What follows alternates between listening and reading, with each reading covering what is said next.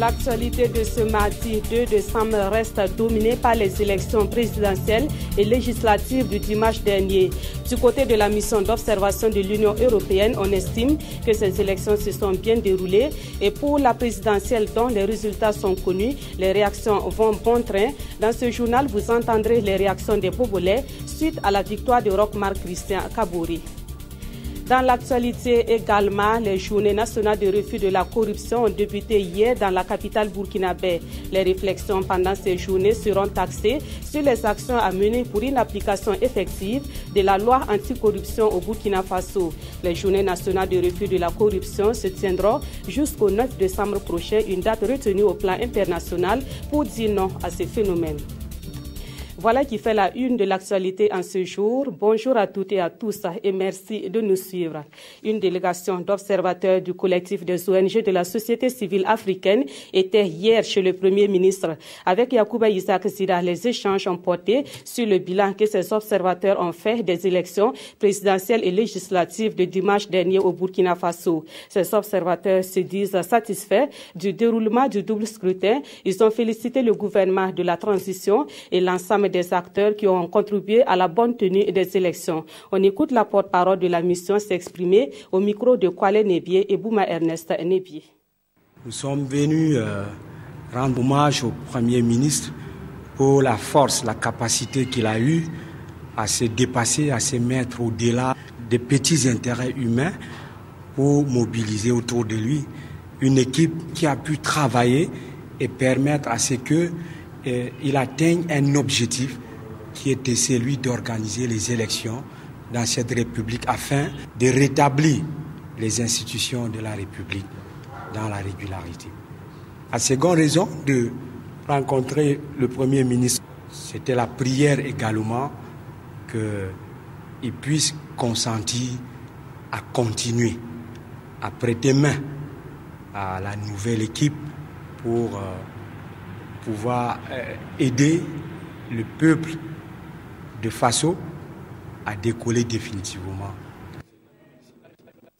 La mission d'observation de l'Union européenne se dit également satisfaite après avoir observé le déroulement des élections de dimanche dernier. En dehors du retard de démarrage du vote dans certains bureaux, cette mission n'a pas constaté d'irrégularité majeure dans le déroulement des élections. La mission de l'Union européenne a animé une conférence de presse hier à Ouagadougou pour faire le bilan de sa participation à l'observation du scrutin. Plus de 120 observateurs de l'Union européenne ont visité environ 570 bureaux de vote dans 44 provinces du Burkina Faso. Siedi Lareyen et Draman Guéné.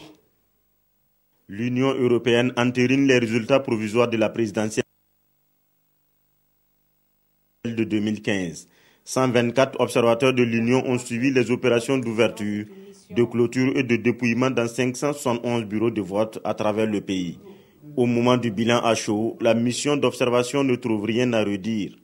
Les résultats de notre observation me permettent de conclure que ces scrutins se sont déroulés dans le calme et la sérénité.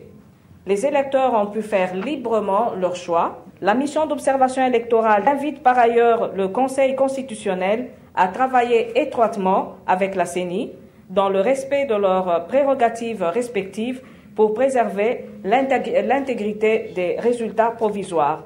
Pour Cécile Kingé, la mission n'est pas encore terminée. Les techniciens européens sont toujours mobilisés et ce jusqu'au résultat définitif. La mission d'observation électorale de l'Union européenne est fière d'avoir pu accompagner les Burkinabés et restera à leur côté pour observer la centralisation des résultats des élections législatives et les éventuels recours pour les deux scrutins. La mission d'observation de l'Union européenne dit avoir constaté des retards de démarrage dans 36,7% de bureaux de vote visités. Mais ces retards, selon elle, ne sont pas de nature à entacher les résultats. Cap à présent sur Bobo Dioulasso dans les Hauts-Bassins. Au lendemain de l'élection de Roch-Marc Christian Kabore, les réactions vont bon train dans la ville de Sia. Et dans ces réactions, les citoyens bobolais expriment surtout leurs attentes vis-à-vis du nouveau locataire du palais de Kosiam. Des attentes relatives à la santé, à l'emploi des jeunes et au maintien de la cohésion sociale. Suivez plutôt ce micro-trottoir réalisé à Bobo Dioulasso par Hassan Gourabou et Rokia Sanou. Je veux qu'il y ait beaucoup d'améliorations par rapport à la santé et par rapport même à l'économie aussi du pays, parce qu'actuellement on sent que les choses ne bougent pas trop. Il n'a qu'à voir le côté jeunesse, surtout, c'est important. Parce que nous les jeunesses, là, on veut des emplois, on veut des boulots, et on doit surtout tenir compte sur ces côtés-là. Il y a l'enseignement, l'agriculture, comme ce n'est pas un nouveau, il est ancien dans la politique. Alors j'espère qu'il pourra mieux faire. Nous avons d'abord l'éducation, nous avons la santé et nous avons aussi la justice.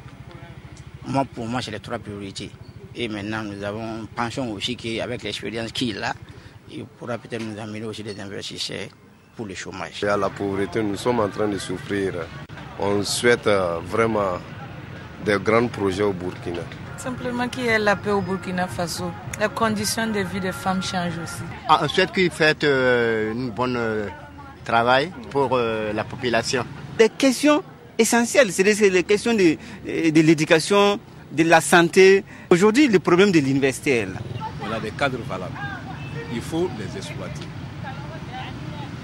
Tous ceux qui sont dans le parti qui est au pouvoir actuellement sont des Burkinabés. Ceux qui ne sont pas là-dedans non plus sont des Burkinabés. Et les utiliser rationnellement, c'est ça qui fera avancer le pays. Moi, je suis retraité, ça fait déjà près de 20 ans.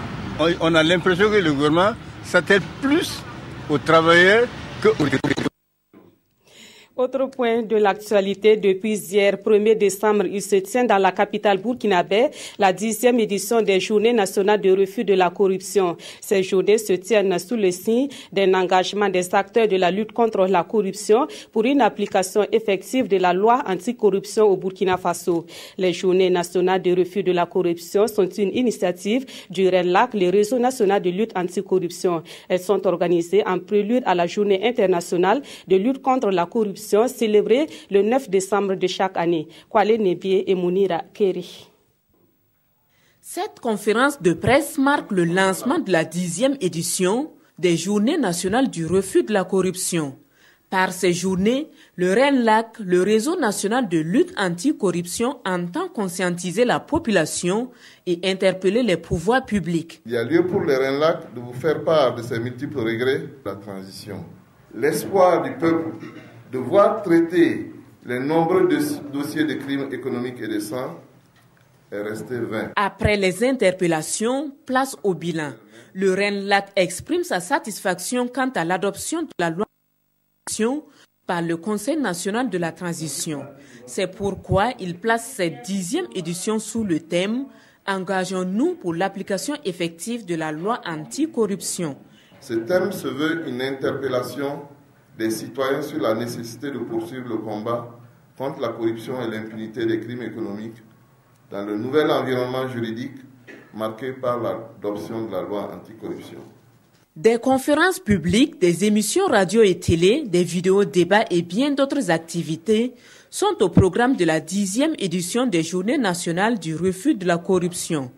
Mais le plus important selon le RENLAC reste le panel qui se tiendra le 9 décembre prochain, date dédiée à la Journée internationale de lutte contre la corruption. Les élèves stagiaires de l'Institut des sciences et techniques de l'information et de la communication ont été conviés hier à une conférence publique sur le développement personnel. L'objectif de cette conférence est de leur inculquer les savoirs sur cette thématique. Cela est d'autant plus nécessaire que ces futurs hommes et femmes de médias auront à occuper des postes de responsabilité. La conférence a été initiée par le bureau des élèves en collaboration avec la direction générale de l'ISTIC. Le reportage de Issa Kafando et Estelle Judith Assorba. Une conférence sur le développement personnel pour marquer le début de la rentrée académique 2015-2016 à l'Institut des sciences et techniques de l'information et de la communication ISTIC. Selon le conférencier, il s'agit d'un thème à une connotation large et qui prend en compte plusieurs sous-thèmes comme la confiance en soi, la motivation et le leadership. Et c'est justement autour du leadership que les échanges se sont largement focalisés. Pour parvenir au leadership, c'est un combat perpétuel. On ne finit jamais d'apprendre, on tend toujours vers. Mais il y a certaines aptitudes qu'il faut avoir certainement pour être un leader. La première qualité, un leader, il doit faire preuve d'honnêteté. Ensuite, il doit faire preuve d'intégrité. Les leaders, ils doivent faire preuve de courage. Les leaders, ils doivent faire preuve d'ouverture. Les leaders aussi, ils doivent faire preuve de diversité. Pour la première responsable de l'ISTIC, cette conférence vise un objectif précis, donner des atouts nécessaires aux étudiants sur cette thématique de développement personnel afin qu'ils puissent les cultiver. À partir de cette conférence, s'il y a des éléments de leadership, par exemple tels que la connaissance de soi, le management, etc., qu'ils veulent qu'on développe par la suite, en ce moment, on peut en faire des séminaires pour qu'ils puissent avoir les atouts nécessaires pour pouvoir justement avoir le développement personnel positif. Une initiative appréciée à sa juste valeur par ses étudiants. Un mot de littérature dans ce journal. La 13e édition de la Foire internationale du livre de Ouagadougou s'est achevée le week-end dernier. Organisateurs et exposants disent être satisfaits de la tenue de cette édition de la philo. Des panels et des rencontres d'affaires leur ont permis d'être davantage édifiés pour une meilleure promotion du livre. Et pour cette promotion, ils ont besoin de mobiliser plus de ressources humaines et financières. Des précisions avec Nongba Kouda et Aimé Solange Guigma. La 13e édition de la philo s'est achevée sur une note de satisfaction, comme le témoignent organisateurs et exposants. On s'est échangé entre éditeurs, tant étrangers que nationaux. Et je pense que c'est très fructueux. On a vendu, on a eu des contacts, nos anciens partenaires sont venus, on a pris des livres. Vraiment, c'est bien. C'est une édition qui a connu un véritable succès, dans la mesure où vous avez tous constaté l'affluence du public malgré le contexte national, et ce qui donc fait noter que le livre, effectivement, c'est quelque chose qui est en train certainement de reprendre de l'ampleur. Le prix littéraire de la philo, composé d'un trophée et d'une enveloppe de 1 million de francs CFA, a été remporté par Élise Koulibaly Ouattara, représentée ici par son éditeur pour son œuvre Sali. Des prix spéciaux ont également été décernés. Le parrain de cette édition a été fait commandeur de l'ordre de mérite des arts, des lettres et de la communication avec agrafe littérature écrite et orale. Chaque fois qu'on songe à vous, sachez que vous devez songer à ceux qui ne l'ont pas, parce que quelque part c'est grâce à ce que vous avez cette décoration, et souhaitez que cette décoration aussi puisse mettre en valeur le travail de tous ceux qui sont dans le secteur de la culture. Entre autres recommandations formulées à l'issue des échanges, la modification du statut de la philo pour son autonomisation et la création d'une école technique de production littéraire. Le gouvernement dit prendre acte et travaillera à les satisfaire. On revient chez nous pour terminer ce journal avec la revue de presse. Les parutions de ce mardi 2 décembre s'intéressent encore aux résultats des élections de dimanche dernier. Aimé Solange Guigma.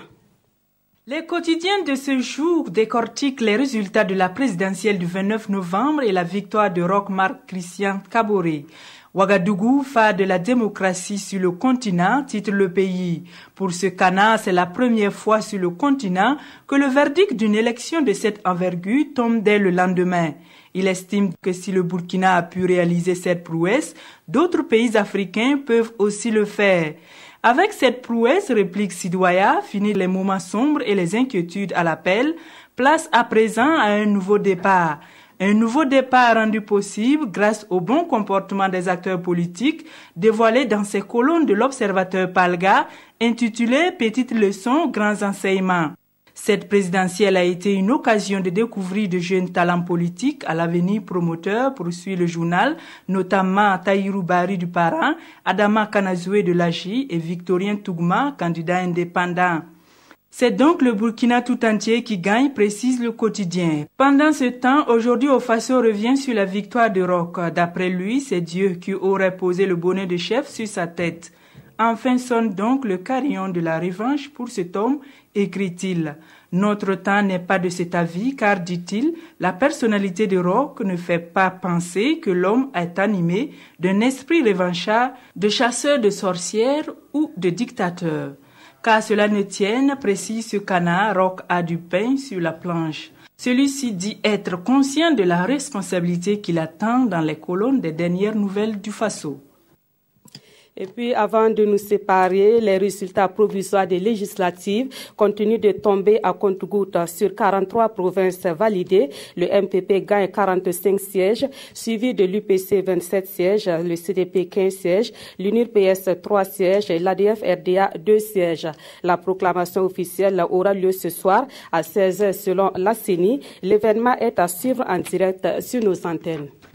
C'est la fin de cette édition. Je vous remercie de l'avoir suivi. Très bon après-midi à toutes et à tous et à demain.